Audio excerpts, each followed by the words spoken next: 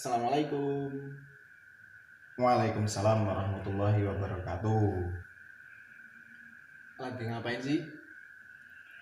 Lagi ngedit video untuk pembelajaran besok. Wah, kayaknya niat banget nih jadi YouTuber. Jangan niat jadi YouTuber. Niatin aja buat ibadah, untuk ngajar anak-anak begitu. Yang penting terus berkarya. Oke? Oke. Kayaknya banyak yang nonton lu videonya di YouTube. Alhamdulillah kalau gitu. Oh, sekarang mau belajar bahasa Lampung ya? Sama anak-anak kelas 6.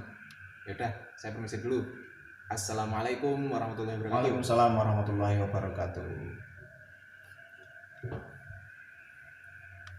Silakan teman-teman yang sudah siap belajar, disimak video berikut ini ya.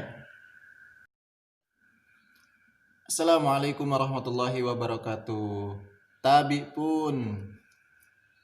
Apa kabarnya teman-teman semua? Semoga Allah Subhanahu wa taala memberikan kesehatan kepada kita semua dan terhindar dari wabah COVID-19. Semoga Allah Subhanahu wa taala segera mengangkat COVID-19 ini dari bumi dan kita bisa sekolah dan bisa hadir ke sekolah bersama-sama lagi. Baik teman-teman, kali ini kita akan membahas tentang pola kalimat ya.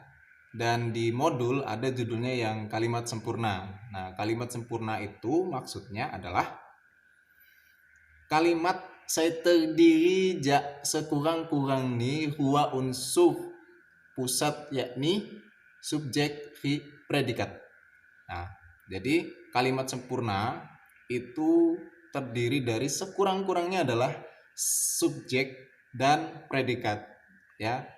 Jadi ada kalimat yang sempurna itu bisa sekurang-kurangnya adalah dua unsur pusat, yaitu subjek ya atau orang atau sesuatu hal, dan yang kedua adalah predikat kegiatan atau sedang apa ya. Seperti yang kita ketahui, pola kalimat biasanya kita hafal dengan menggunakan singkatan SPOK ya. Predikat, subjek, predikat, objek, keterangan. Nah, kali ini kita akan membahas pola kalimat tersebut, menerapkannya secara langsung ke dalam bahasa Lampung. Mari kita mulai ya. Pola kalimat subjek ya. Pola kalimat subjek itu dalam sebuah pola kalimat ialah yang melakukan suatu pekerjaan. Juga merupakan pokok suatu kalimat. Subjek biasanya merupakan kata benda dan letak subjek biasanya sebelum predikat. Ya. Contohnya nama orang, Anton, Tono, Dono, Kasino, Indro, dan lain-lain sebagainya. Ya. Nama-nama benda, meja, kursi, lamban, nuo, ya, ulai, derian, dan lain-lain sebagainya. Kemudian nama panggilan, bapak, emak, induk, kemaman, kenubi, ya, tamong, umpu, itu juga termasuk subjek. Kemudian kata ganti orang, tian, kata ganti orangnya tian, hompok, tian, niku, puskam, ya, ekam, nyak, gitu ya, boleh, itu juga termasuk subjek. Beliau itu ya, nah itu termasuk kata ganti orang. Kemudian pola kalimat predikat. Predikat dalam bahasa Lampung, predikat itu ialah pekerjaan yang dilakukan. Predikat biasanya merupakan kata kerja. Letak predikat biasanya setelah subjek atau sebelum objek atau sebelum keterangan.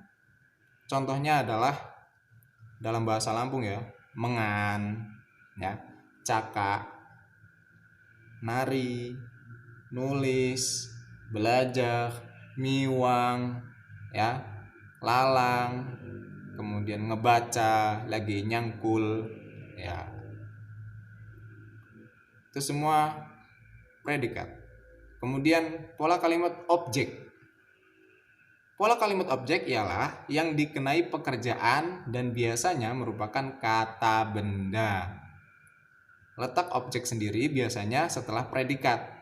Ya, contoh kalimat objek dalam bahasa Lampung sama dengan subjek. Ya, biasanya sama dengan subjeknya.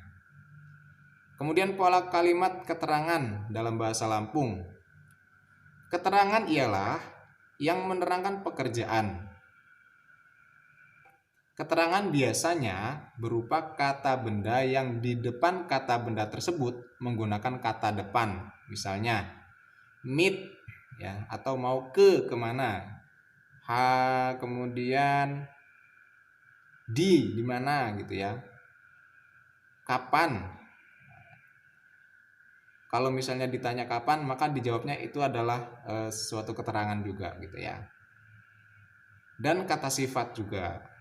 Ya, besar, kecil, ya, jelek, bagus, kemudian dan lain sebagainya, itu biasanya setelah predikat, setelah objek, ya, atau sebelum subjek. Nah, itu biasanya ada keterangan.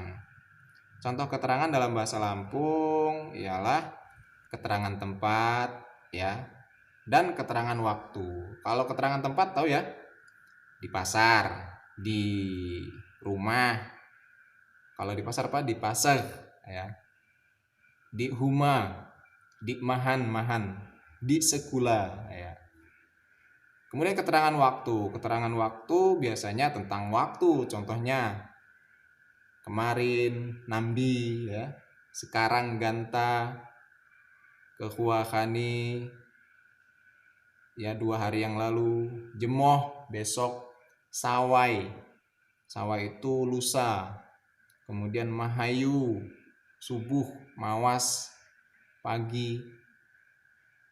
Ya, dan seterusnya. Kemudian keterangan waktu juga ada bulan, kemudian tahun, dan hari, ya. Sebagai contoh, kita contohkan kalimat berikut ini. Contohnya, Ali sedang mengaji. Atau Ali mengaji, gitu ya. Itu saja sudah termasuk pola kalimat 2 unsur yang sempurna. Jadi Ali sedang mengaji. Eko lapah mit masjid. Nah, Eko itu sebagai subjeknya, lapah sebagai predikat, masjid sebagai keterangan tempatnya, ke masjid.